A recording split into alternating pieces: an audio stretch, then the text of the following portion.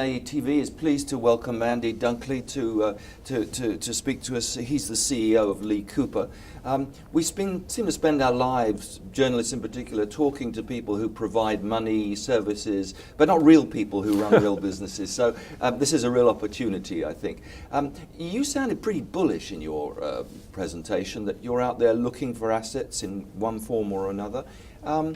Is that produced by any sort of macro scenario in which you find yourselves economically, or is it just the way your business model is growing? I think there's always that balance and that challenge. There's a very bleak macroeconomic process or picture in Europe, I think, with no real momentum, which causes some issues in nobody's struggling with a business. They've got lots of liquidity. They're not really being charged a lot of interest for their borrowing. So we see a lot of entrepreneurs that are not really looking to sell their brands because of the high taxes. They're going to get all of these issues.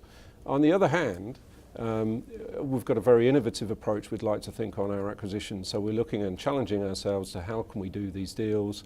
How can we do something that somebody hasn't thought of? There's a lot of cash from private equity in particular in competition for these brands.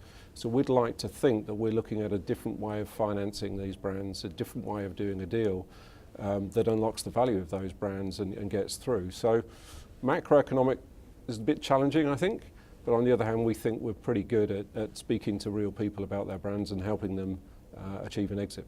Yeah, speaking to real people about their brands. Do you think that a trade buyer like yourselves, trade investor, would be treated with more trust, perhaps the trust that you understand how businesses work rather than crunch numbers, as people have accused PE investors of doing? I think I came from a private equity background and I sold Lee Cooper to Iconics brands.